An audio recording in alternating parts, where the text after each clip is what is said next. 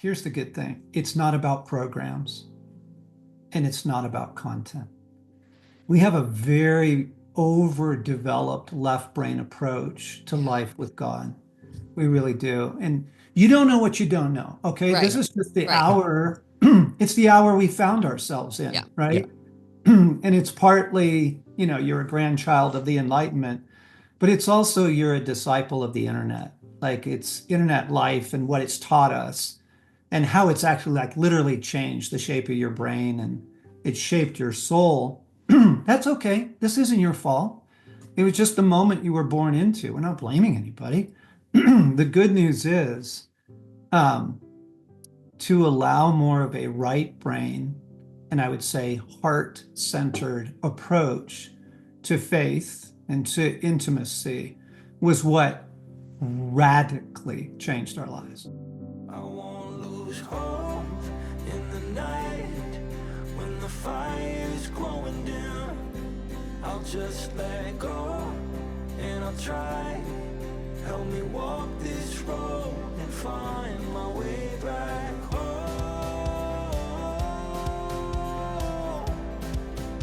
Find my way back home.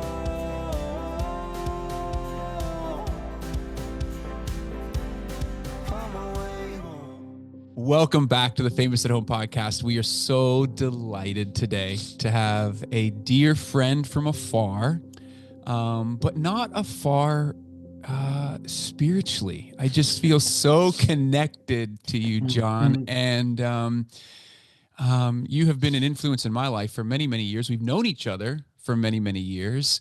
Yep. And we're in a series right now called The People Who Shape Us. And you have been somebody, as many of those who listen to our podcast know, you have shaped our marriage. You have shaped us individually through the way that you have pursued Jesus, the way that you, the prayers that you have put out, the books and resources. I've done the Wild Heart Boot Camp many years ago. And we're just honored, John, to have you on the podcast with us today. So thank you for your time. Oh, it's an honor and a delight to be with you guys. I'm looking forward to this. We are too. Weeping. We've already started before we hit the record button here, and it's just Yeah. been a delight to Yeah. sit with the Lord and sit with each other. And what I get is the spirit of love. I think that's what I have experienced, even just in the little bit of time we've had together here today, off air, is just a spirit of the Father's love. And I know you have felt that. Ooh. I'll put some words to it eventually here, but I'm just so grateful when you find someone that gets you on a level where you've walked a similar journey with God. And I feel like just to say that to start, I think there's a lot of people who are listening who feel very alone, who Mhm. feel like their journey with God is weird or unique or solitaire, like they're out there on their own, and they're trying to feel their way in the dark. And John has been someone for us that has put language to like experiences where you start to feel like I'm not alone. That really God is there and there's more of him for us. And also there's an intimacy there's so much fun that in this journey that is not put in these boxes that I think a lot of us grew up kept in. And that's all we knew was the box of religion. We knew the box of, whatever understanding was passed down to us. And so I just thank you. It feels like a kindred spirit. Yeah, it You've always does. been. It does. And if I can provide a little bit of validation Yes, for please. your lives and for your walk and for your offering, I would love to do that. I would love that.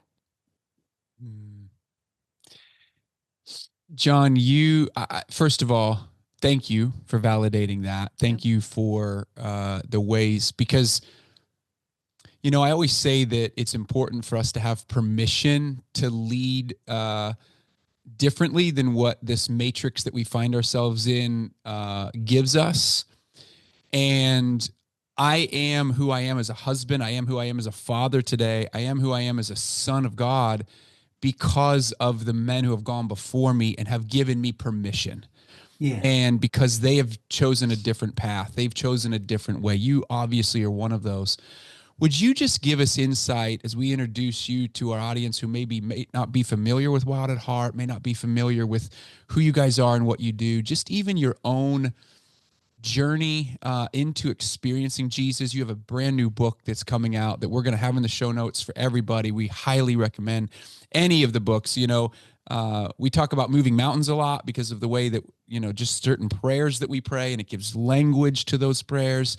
So many resources that you've put out through the years, but the new one we will put in the show notes here, and just really want to promote experiencing Jesus. But would you just give us insight into your own law? Like, how did you get into this journey? How did you get into wanting to grow deeper, to experience his love? Mm. And because there's a lot of men listening, I know this in particular, who, when Paul writes in Ephesians, I pray that you know beyond knowledge the love of God for you. And that gnoso, epignoso, it's like this experiencing the love of the Father for us. And I know it's difficult for a lot of men.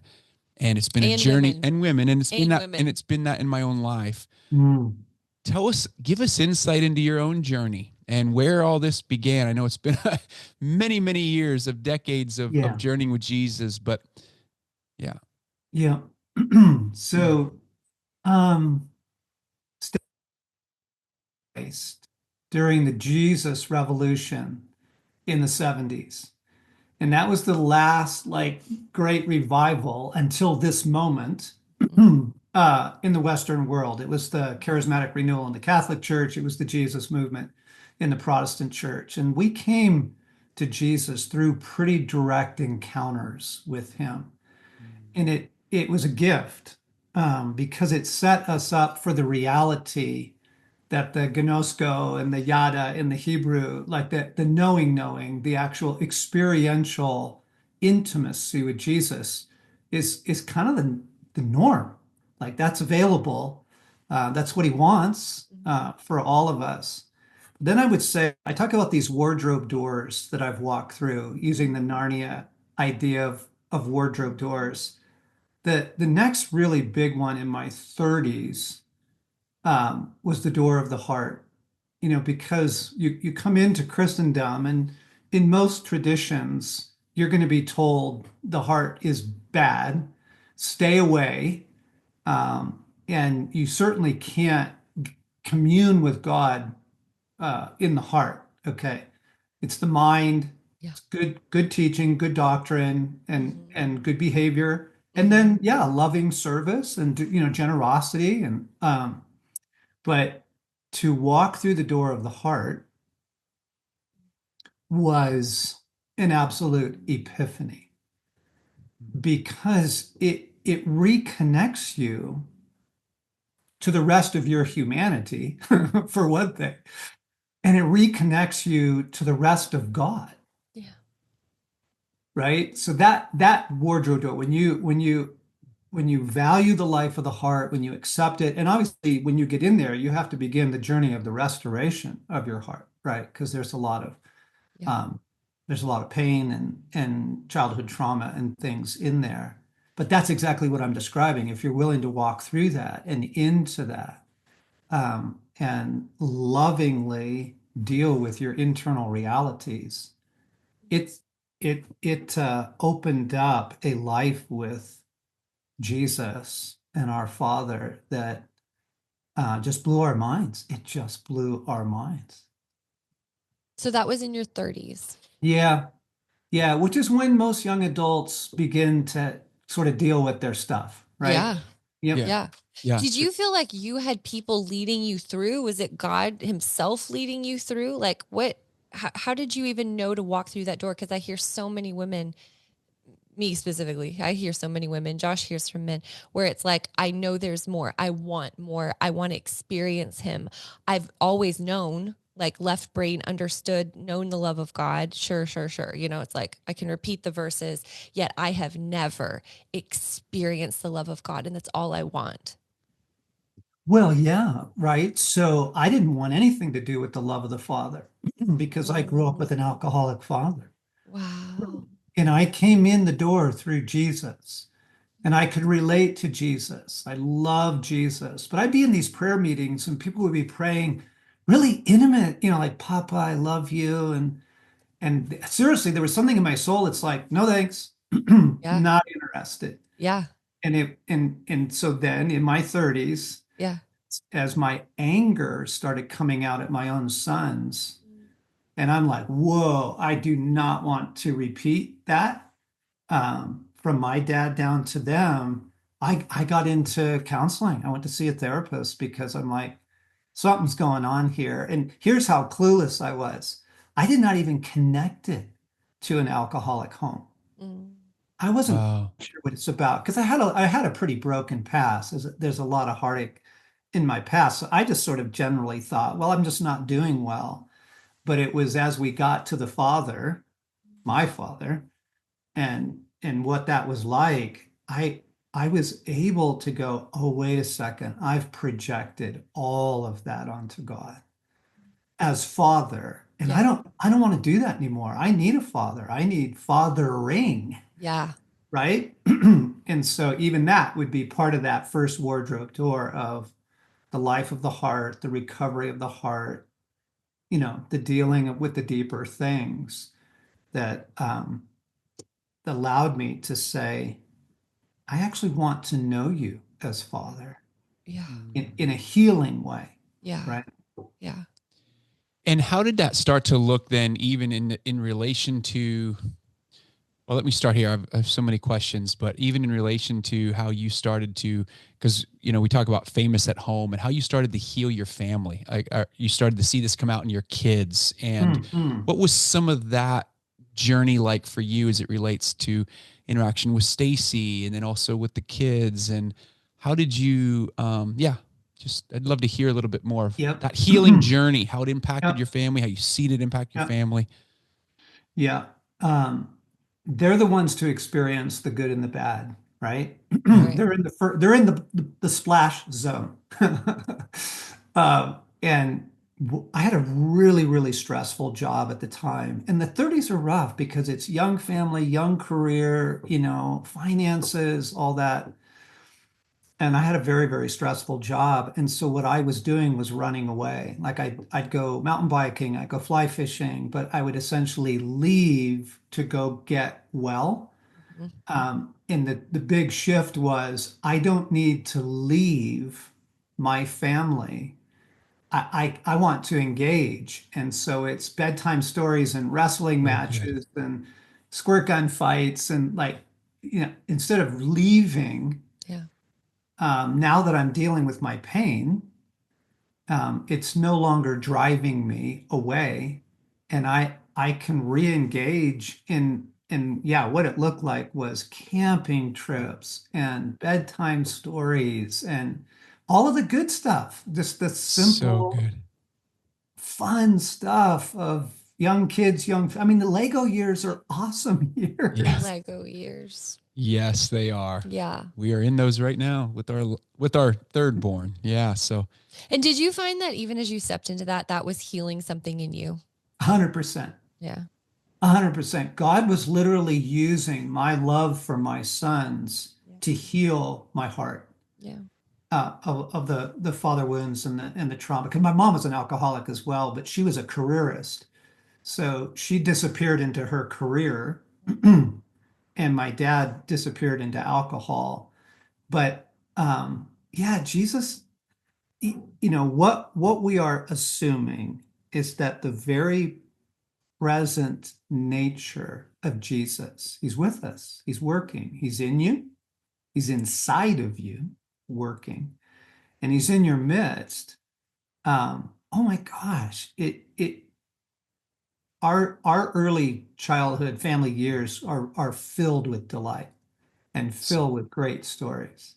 so did you see a connection between your experiencing your children, probably in the midst of that, you're re-experiencing your own inner child, healing in many ways, Yep. And that is a gateway to experiencing the love of the Father for you.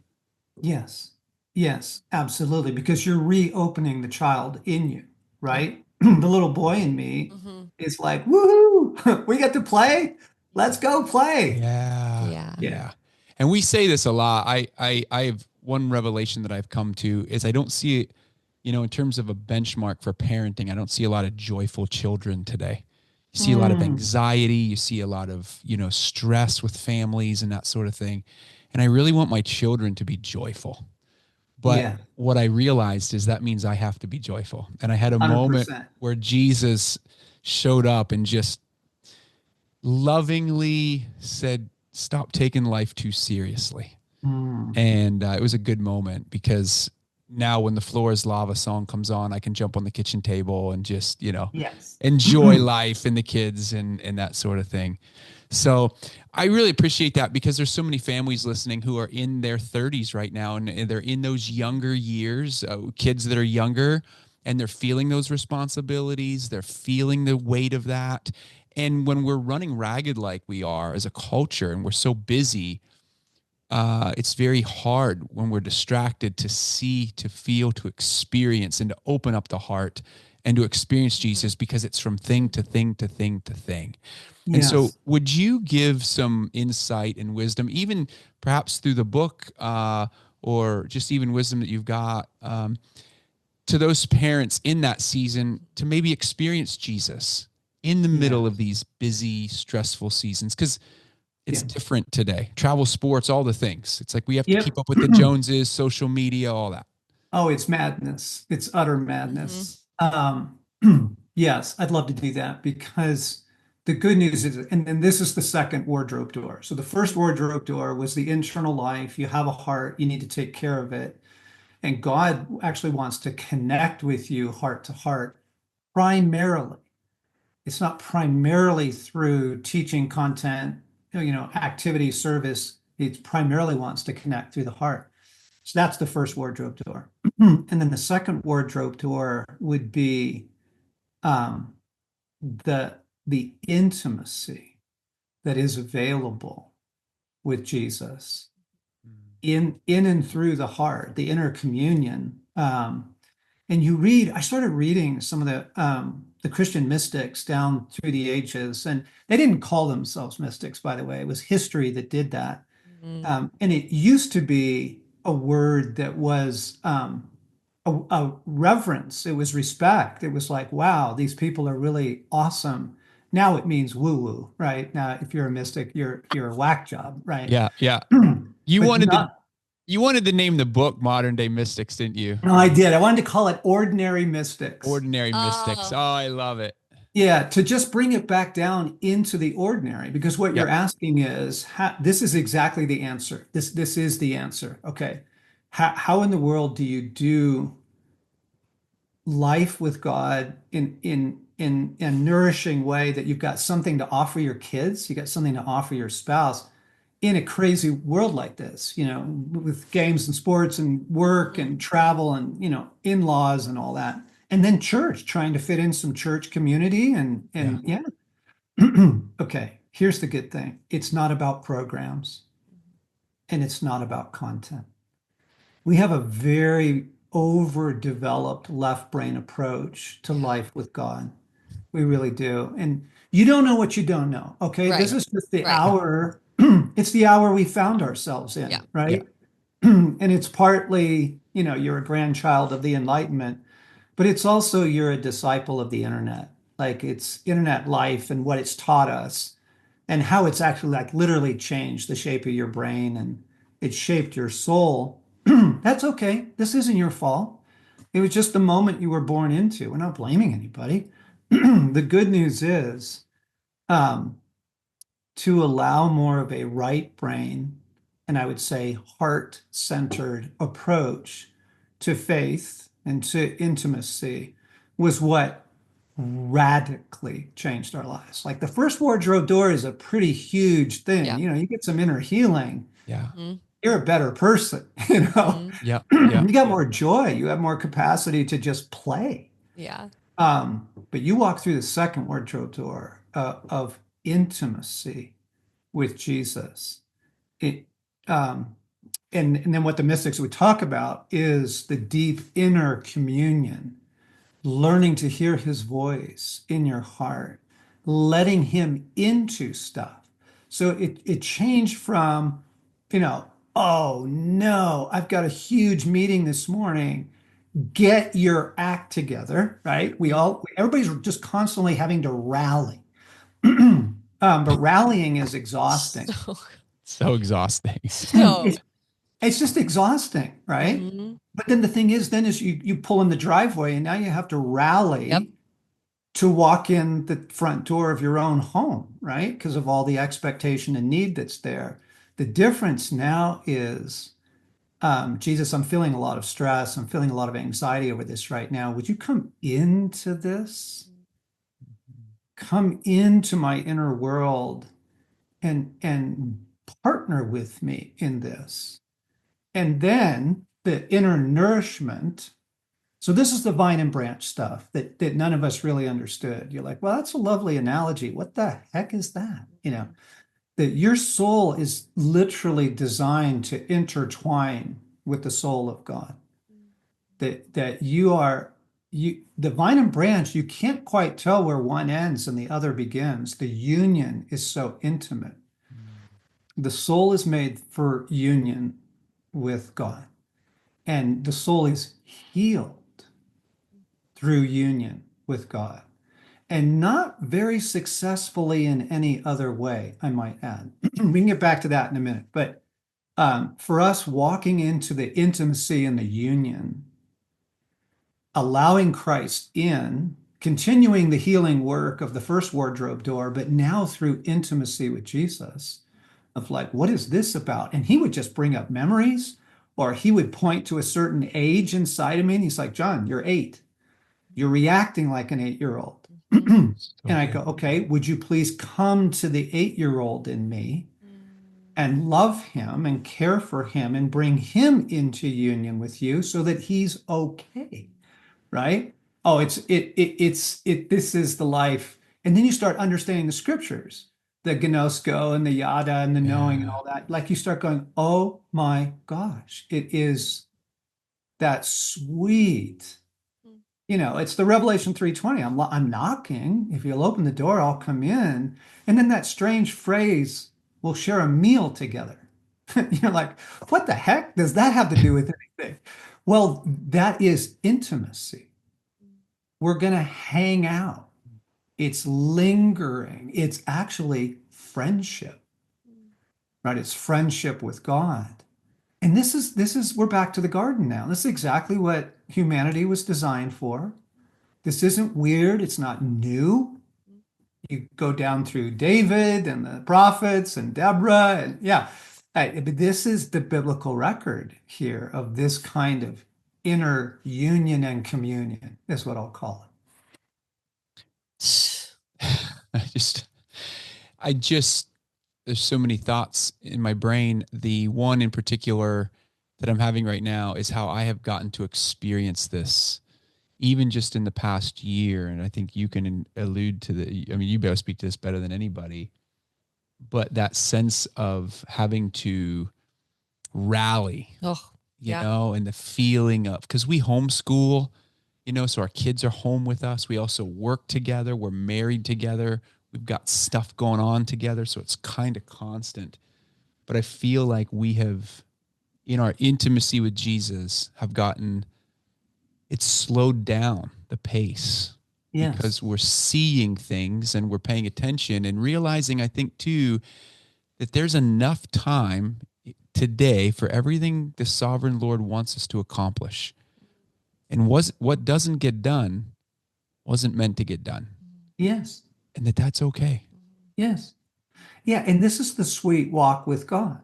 Okay. It's John 10, my sheep hear my voice. And the number of times just during a day, I'll think of, oh no, I forgot to answer that email. I'm in so much trouble. And Jesus will go, no, you're not. It's fine. You actually don't need to answer that today.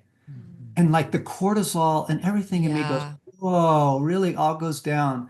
Or I'll feel a high sense of responsibility towards someone in need. and I'll go, oh, I need to reach out to them. And Jesus will go, no, actually, you don't. Don't do that right now. Because that would just get me utterly spent, Mhm. right? And he doesn't want us to live spent Yeah. as kind of like our norm. Like your norm is spent, Yeah. and then once in a while you get to be okay. Right. It's like, Right. Right. That is the norm. That is the Yeah. norm. And I've experienced that. So you talk a lot about Jesus as, and I think this is left brain, right brain stuff, but, and this is what I love, and this is what I want to invite all of us into, is the difference between turning to God as the father of God, do this for me, get this for me, I need help here. Then we go throughout our day, we don't remember him until we need him again or till we want something. It's like, that's not the relationship I want with my children, versus partnering with him every single day and having him partner with you as you journey together. Because that's what you're talking about with the intimacy component, is he wants to show up and surprise you and speak to you and let you experience joy. How can we get that switch into that second door where mm, he is partnering with us on an ongoing mm, basis? yeah. Well, you have to want it. Yeah. Okay. Ooh. I think That, that's, yeah, a Selah. yeah, I think we Yeah. need to yeah, pause there. Yeah. Yeah. yeah. You do have to want it. A.W. Tozer's lovely line. He says, God waits to be wanted. Ooh. And so, but your soul, the thing is, if you will actually tap into the true craving of your soul, you do crave it. Mhm. You do crave this kind of intimacy with God because you're made for it. Okay. Um, but so Evelyn Underhill was a lovely woman from the previous century. She was a British gal. She wrote one of the definitive works on the Christian mystics. And we're talking John of the Cross and Teresa of Avila. We're Yeah. talking Martin Luther. Okay. Thomas Yeah. Aquinas, big left brain Yeah. guys, Yeah. theologians, but they had a very intimate life with God. Okay. And here's what she said. She was talking about like their remarkable experiences with Jesus. And again, we're not talking wild visions and ecstatic, experiences. They just had a daily, normal that most people go, oh, I remember that at a retreat once. Yeah, I remember I did feel the presence of God once. It was like, no, no, no, this is your daily. Anyway, here's what Evelyn said. She said, these things happened to them not because God loved them more than he loved us, or because he attended to them more than he does us, but because they loved and attended to him more than we do. Mm. And we just have to be honest about that, Yeah. Yeah. right? Yeah. No, that's so true. We're reading right now through it's a book. It's got some of the sayings of the Desert Fathers. Mm. And it's just been, it like convicts you. And so the Desert Fathers are, for those who aren't familiar, it's like a lot of these were Egyptian men and women who went out to the desert to really be with God, to separate from society, to actually be with him. But you look at the sacrifice, like the true surrender, the life they lived, where it's like all laid down for the cause of Christ, all laid down for communion with God. And it's so, I love reading it. I'll just read some every day because it's just it's this stirring on. We don't see this in our Western world. We don't typically see this type of full out, like I literally sacrifice everything just to be with him, to lay down my sin, my propensity to sin, my desire to sin, my like all of it. And we were having these conversations and through some of the women in Tender and Fierce, where it's just we have this desire to experience God, and yet we keep him at a distance because we're terrified he's not going to speak to us. We're terrified that maybe we have done something to stand in the way. And you've said it a couple of times. You said the word intimacy. And every time you say it, what comes to me is I see women and men who are terrified of intimacy. The very word terrifies them. And I'd love for you to speak to that, because you almost referenced it. Like that was part of your journey, even as with your father, and like, how do I come to the Father? But it's like, there's part of us that wants it, and there's part of us that just wants to run. How do we handle this what is this aversion to intimacy? Where is this coming Yeah. from? Yeah. So we are now down into the depths Mm. of the epicenter of the fight for the human soul. Okay. So we have to put a few things in context. You live in a love story. Mm. You really do. But it is set in a world at war, a very fierce war.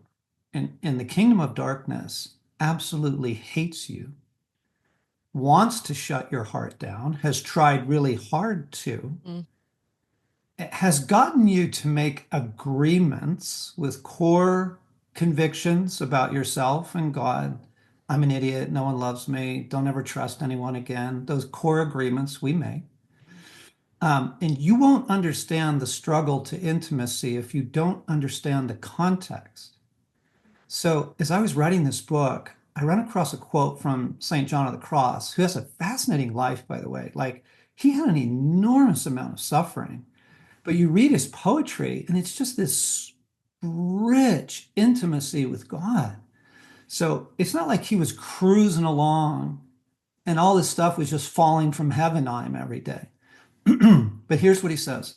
He says, the devil fears a soul in union with God as much as he fears God himself. Ooh. Okay, let me say it again. The devil fears a soul in union with Jesus as much as he fears Jesus himself.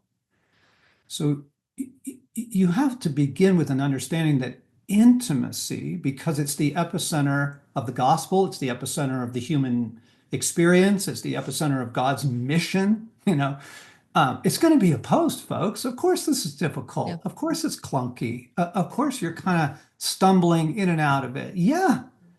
Well, look what the world has done to human sexuality. Yeah. Right? Look what the enemy has done to human sexuality. Like he goes after the core, beautiful stuff, right? Yep. Okay. So if you understand that, then you go, oh, first off, maybe it's not just me. Mm. And maybe this isn't God holding out on me. Mm. Maybe something's in the way. Mm. And this was another wardrobe door for us. And I would call it the wardrobe door into the unseen realm. That you begin, because what's happening, this is really lovely, by the way. We're living at a real pivotal moment, and you guys have been forerunners. So you're among a small group of people, and God bless you for it, that you've been forerunners to helping people out of the hyper left brain, performance driven Christianity and loving and parenting, right, into something that's much more, I'm going to go ahead and call it mystical, because it's heart-centered and it's right brain driven. Okay. The cool thing is that this is happening around the world. Mm. People are longing for what I want to call a re-enchanted worldview. That just the barrenness of what the kind of modern era left us, it's just not much to it. But when you begin to recover the unseen realm, which, by the way, includes the presence of God with you. Yeah. You don't see him, but he's there. Okay. For us, this was the next wardrobe door. And to begin to realize, wait a second, like Stacey and I were literally in an argument one night. And I said, sweetheart, I just don't feel like I can do anything to please you. And she starts crying and she says, what? That's exactly what I feel from you. I start crying and I'm like, wait a second, that's actually not my heart towards you. She's like, that's not my heart towards you. And that's when we realized somebody else was in the marriage. Yep. You have an enemy. He hates your guts. And he was interjecting all of this accusation and mistrust. Well, you think he's not going to do that between you and God? Yeah. Whoa. Ooh. Okay. Yeah. Well, now we can deal with that. Mm. Now you can go, okay, Jesus, what is in the way of our intimacy? Who's messing with this? Mm. Right? And it's just like, first off, you're not such a mess up yourself. It's not like you're in a spiritual failure. But also it opens the door to, holy smokes, maybe this could get really good. And it does get really good. Mm-hmm. Like Yes, it does get really good. Like our marriage is so amazing. And our relationship with Jesus is amazing. It's so different than I ever would have thought. yeah, More joyful, that's right. Yeah. which joy lives in the right side of the brain, not in the left Yeah, side of the brain. that's So right. there's, So yeah, does relational connection. Yeah. yes, yeah, Yes. Yeah. The yeah. Yeah. experiential. And I think that's the thing is people who've coming out of these religious boxes is like we were told check the Mhm. boxes, good behavior, like do the thing. Sure. And if not, it's on you. And so you hear this spirit of condemnation, like the accusation. I don't know if I've just like been more aware of it lately it is heinous. Like it's Yeah. that accusation, that accusatory voice, and we take it on. I think in like a false humility, it's like, oh, it must be, oh, woe is me, I'm a worm, and I think even that posture, you think of the divide that puts between a husband and a wife, that what that puts between friendship, what that puts between you and your children. If there's this like, there must be something wrong with me, like deep seated shame, Yes. Yes. this is not of you and this is not of God. And I see it again and again and again. And it was interesting. It's rampant in the church. Like Yeah. it in God's Mhm. people. Like Yeah. I feel it even more so. And I think that this has become almost like an epidemic actually. And it's put this barrier between us. It's exactly what you're Yeah. saying. It is one of, I'm sure there's many things that are Yeah. standing in the way Yeah. between us and God. But of course, would he not come after this because it's the thing that frees us. And I think that's Yeah. it's the thing that actually sets us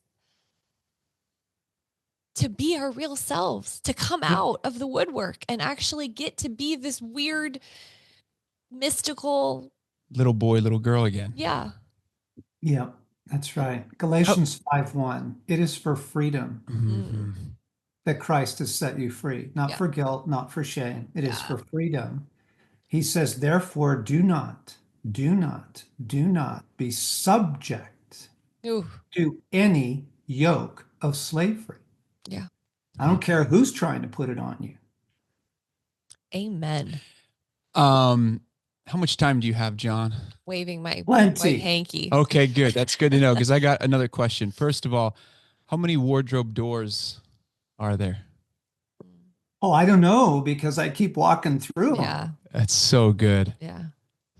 Yeah, I mean, it's funny because you're mentioning each of these wardrobe doors, and I'm like, man, yep, yep, yep. And I'll tell you, so Mm. this is where this has been my prayer over this past probably year, and it's in the wardrobe door that you're in right now that you're talking about. So Jesus says in the Beatitudes, "Blessed are the pure in heart, for they shall see God." And I take that and I just go, man, Lord, purify my heart in every area of my life because I want to see you. I want to see, even now, I want to see the unseen. I want to see Yeah. I want to Yes. experience you. And I think according to his words, purity is a way to do that. Purity is the gateway to seeing. And again, that's a choice then, therefore, for myself to live in purity. And so that pursuit of righteousness, that pursuit of holiness, not perfection. Well, Jesus did say, may you be perfect as we are perfect. But I think that perfection isn't like perfect the way we think. It is an ongoing pursuit of holiness and righteousness in his Yeah. kingdom. Yeah. Okay. Well, what just happened? So you just lost about 85% of your listeners because they're not hearing what you're saying. Mm. And they just went, oh yeah, this is what I've heard all my life in church. And I'm never gonna reach up. I'm never gonna make that. So Never going to whatever. make that. Yeah. And they're gone. Okay. So let's talk a little bit for a moment about what salvation is. So to be saved in the fullest sense of how the scriptures use the term is to have your entire humanity saturated with the presence of Jesus. It is not you getting your act together. that doesn't work. We all know that. That is just famously unhelpful. Okay. It is your choice. And then here's what you were talking about desiring it. What do you desire? It is your choice to allow Christ to inhabit, and then you start naming things, So your good. appetite, your priorities, your pace of life, your posture towards others, your posture towards yourself. That you are allowing Jesus to inhabit and therefore redeem your entire humanity. Now, does it affect your behavior? It does. But the revolution is inside out. Yeah. Yeah. Because the Old Testament is, well, let's try and get people, back together with pressure from the outside in, keep the law. It doesn't work. Okay. And here's the thing. He says in the Old Testament, he says, so here's what I'm going to do. A new heart I'm going to give you, and a new spirit I'm going to put within you. So God transforms the human heart by the indwelling presence of Jesus. Okay. And then the revolution is from the inside out. And the kind of purity that you're talking about, one, you start desiring it. Right? You're like, I want to be that kind of person. I want that. But then it also, in the intimacy, then it is allowing Christ, that Revelation 3:20 dynamic of I'm knocking, will you let me in? First off, that's a letter written to Christians. So I know we use it for evangelism, but it's a letter, one of the letters to the 7 churches. Okay. Yeah. Yeah. But what he's saying is, look, some of the internal real estate you have given me, and I've been able to begin to restore it. There's a lot of internal real estate you have not allowed me into. Yeah. Yeah, your anger, your controlling, all that said, how much stuff you buy to feel better. And you just So buy good. stuff. Okay. What Josh was describing, I'm trying to rescue the 85% of bailed. No, please do. I lost everybody. Well, what you're describing is the possibility of purity exists now. Yeah. Wow. Yeah. Because of the life of God within you. C.S. Lewis called it good infection. Right? And you want that good infection to just work its way through your entire humanity. Yeah. Oh my gosh. I mean, what Josh and Christy are telling you folks is it's joyful. It's not heavy. Yeah. Yeah. And thank you for correcting me on that, because it is very true that every area, every sin in my life has been transformed, not because of my own willpower, but because of his presence in my life. There it is. Him removing it completely. Yes. And That's then it's right. like the desire for purity. I remember I used to hate the word righteousness. Literally, like I had this Yes. like visceral reaction, hated the word. Yes. Like there was this, I still kind of hate it. I know, but like I get the desire for purity now. I feel it from within. I did not have that before.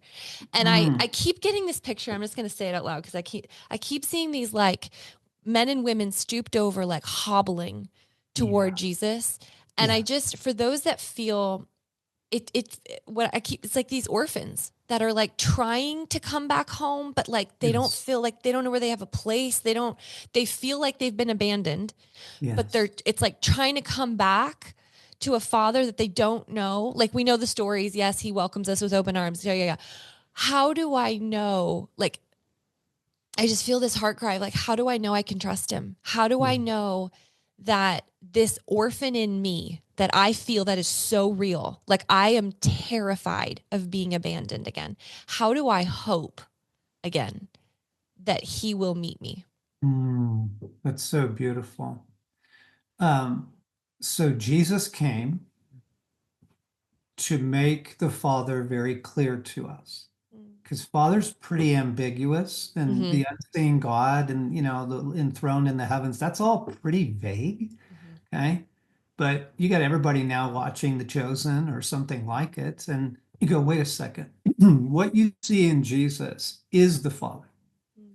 That is the Father. He is here to incarnate the Father's humor, the Father's intimacy, the Father's fierce love of you. Okay, so Jesus is the doorway back into intimacy with the Father because he is literally embodying for us what the Father is like.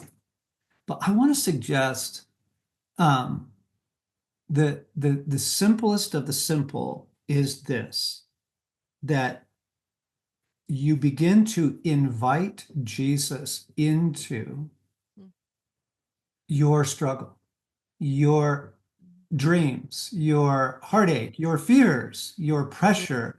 You just begin to kind of open those doors up and go, Jesus, would you please come into this? I don't even know what to do with this. Where's this anger coming from? Or Jesus, I do desire purity. I long for that.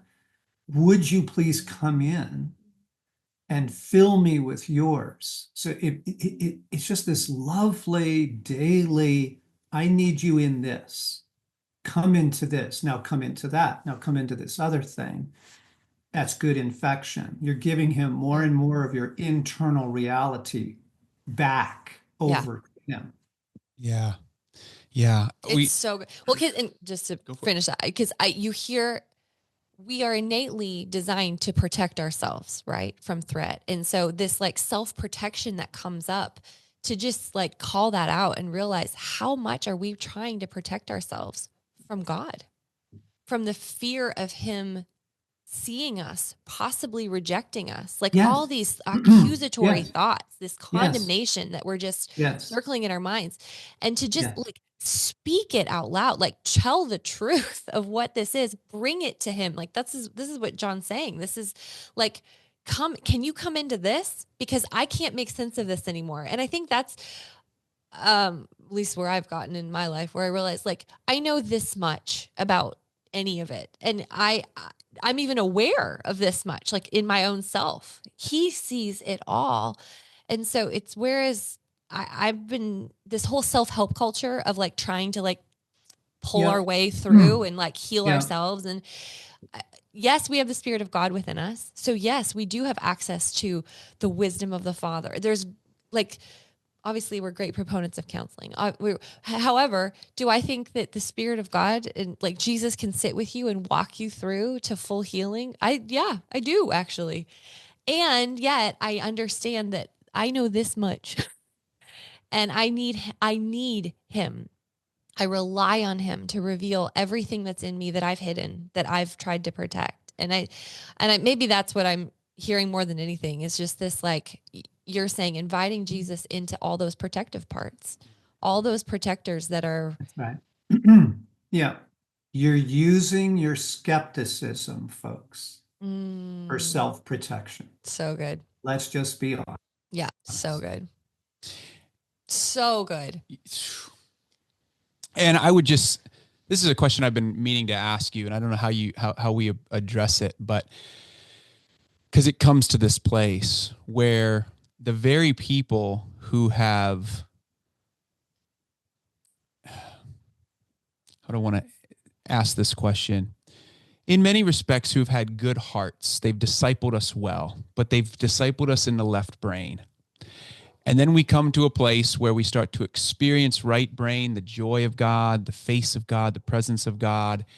And it starts to feel, because we have experienced this, where Christy felt like she lost her voice because, in other words, she had to say certain things the right way, or, in order to not look too quote unquote mystic, as you're using the word.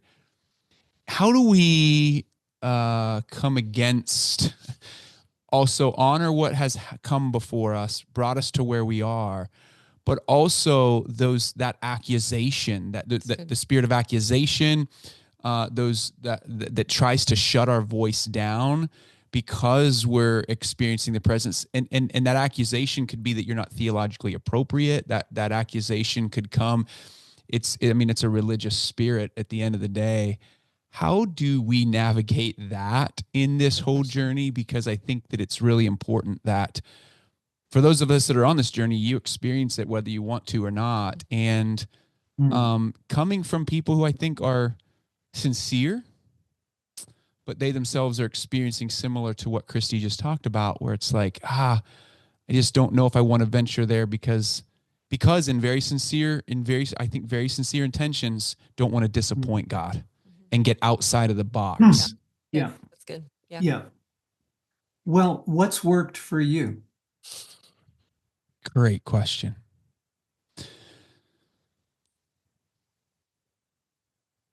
You know, what's fascinating. The first thing that came to my mind is that Jesus was asked like 180 questions throughout the New Testament and only ever answered like 3 of them, because he always usually responds with a question with a question. So I wanted to respond with a question. You know, and I think you're sitting with that question. I think I want to leave that question to everybody, is what has worked for you?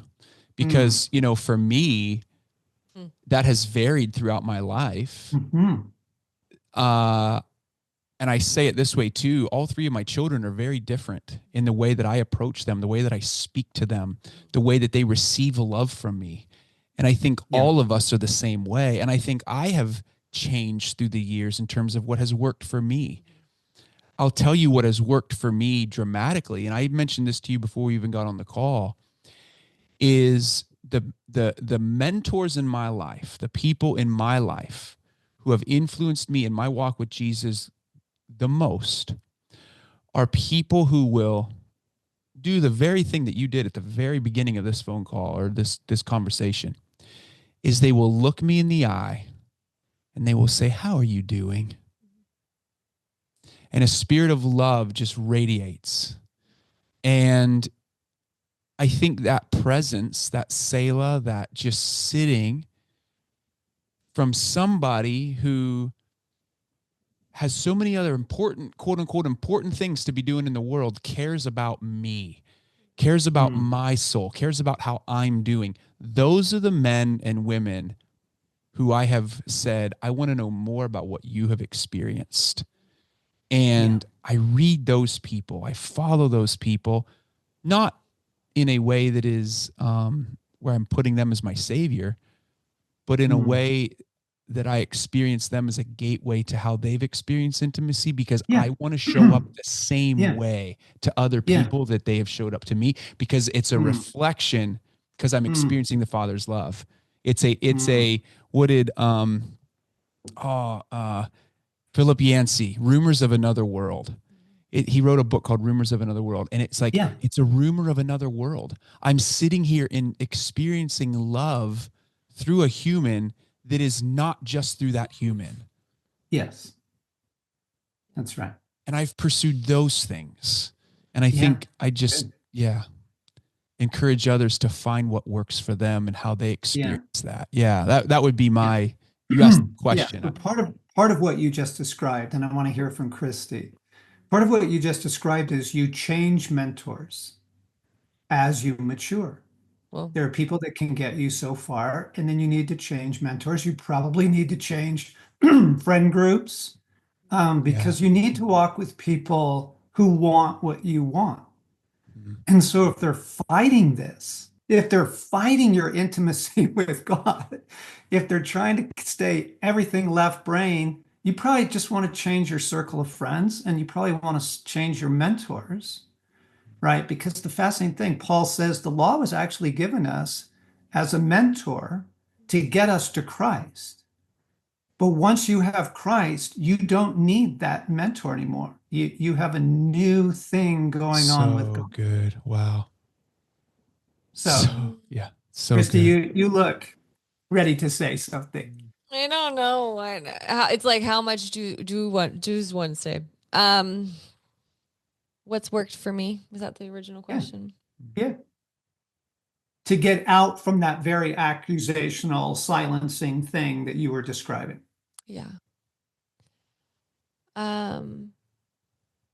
It is funny. What is coming to me right now is the people that you surround yourself with. I feel like the Lord has put specific people in our path, in my path, at specific times that have unlocked things that I didn't even, it's like, you don't know what you don't know. I didn't know. Yeah, exactly. And watching how they have learned to pray, how they have learned to hear God, spend time with him, study his word, has unlocked things for me that and then it taps into this longing where you're like, I want that. I want Yeah. more of what you have. But I think more than anything, it's been also watching people walk in freedom. It has been coming out of religious circles, and that the freedom, the joy, the peace I even want, it's not there. And the very things that I was longing for, when you actually watch it in a person's life and it's pure, it's not what was your word? Rally? Like, we're not rallying. We're not like trying to like Yeah. put this on, like, you Yes. know, like a coat, Yep. like I'm going to put on my, my joy coat today. It's just in there. And there is a lightness Yeah. about them. Maybe that's what it almost comes out. There is a Mm. lightness to their presence that is like, it's him. It's him. It's Yeah. him. That's good stuff. And you're going off on this little narrow path that, but to have those, I had a friend who had this vision of like, our friendship, and it was this like rope, like the rope. I've never rock climbed in my life, so this is my but understanding of, but like, one goes up and then you like clip on, and then the other one goes Yep. up and you clip on. Yep. It's that analogy of life where it's like you're relying on one another, and one goes first, and then you catch this and you go up a little bit, and then they follow you. And I think that's been Yep. part of the journey for me that Yep. has set me on a different course. And I will also say too, that has come with brokenness and conflict and all of the stuff of Yeah. friendship that leads to intimacy. So it's not just True. not just an easy path to No. finding this, Right. and experiencing it. Well, it's like John is talking about. It's like all the good. They're so hard fought for. There's so much warfare around yes. these things that matter and shape us Yes. so much. Yes. That's really good. So I John, just want to point out, go for it. Yeah. what Christy said. So what Christy was reflecting on is that there are people who know about God, Yeah. and there are people So- who know God. You want to hang out with the people who know God, God. not just know about God. Yeah. And if you listen to them pray, you'll be able to figure those out pretty quick. Okay. Yeah. Yeah. Yeah. And then I would also add to what Christy was saying about these people that help you. They go a little bit up and then you go up. Some of those folks are actually in history. And some of your closest mentors will actually be in books.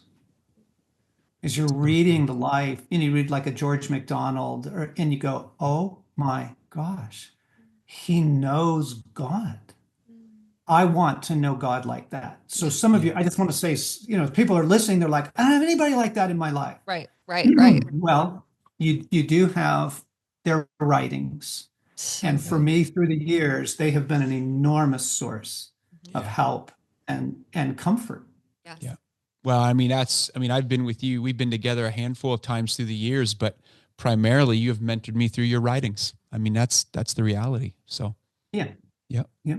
Yep. To that point, would you share, speaking of writings, would you share a little bit about experiencing Jesus and new book that is out, because we want others to get this into their hands so that they can experience what we're talking about? Yeah. It is literally this conversation in the sense of you don't know what you don't know. And if you didn't have someone show you the way, we were not mentored, most of us, into union and communion with Jesus. We just weren't mentored into how does that work and what does it feel like and what do you do? So this book is my offering. To as like a desert father saying, if you were to come hang out with me, this would be the path that I would show you. And it's not programming. And, a lot of it is disentangling, taking your precious soul back from the way this hour has harmed it and shaped it. Yeah. So taking your precious soul back and then learning the beauty of the intimacy and the union, and also taking the hatred of the enemy, he fears your union. He fears it. And so you've got to take that seriously and shut those voices down, you know. So it's an invitation Ah, into a different way of doing God and doing life that actually, it's Psalm 63 when David says things like, I've seen you. I've seen you in the sanctuary. I've beheld your beauty. He says, your love is better than Oh, life. And he says, you satisfy me, you nourish me. Now, David, that's not just poetry, folks. David is reporting an encounter yeah. with God. Well, so let's go get that stuff. let's Mhm. go get it. Let's go get it. And I will say this too: if you pick up one of John's books, you're going to encounter an experience. Even with, I believe it was "Take Your Life Back," the Pause app. These are experiencing Jesus is not a left brain activity primarily, and so you will need to walk. I would highly encourage. We'll put this in the show notes. The Wild at Heart app, the Pause app. We talk about it all the So time. yeah, we do. We talk about these things a lot, and so if you're new to the podcast, we'll put these in the show notes for you to be able to get your hands on. But they have been just a life source for us as we've journeyed with Jesus through the years. And And so, can I just say, Mm. well, keep hearing this. You said the word behold, and I did this little study on the word behold, and it actually means to hold within yourself. Like, so if we behold beauty, it's like what this verse is saying, but we actually can take his beauty. How do we take his beauty? We actually hold it within us. Like, we carry it with us. We then become the carriers of it. And that has like changed so much for me when I realized this is not just an experience, like an observation of life or observation of God. It's just like where we're using our eyes to just see him.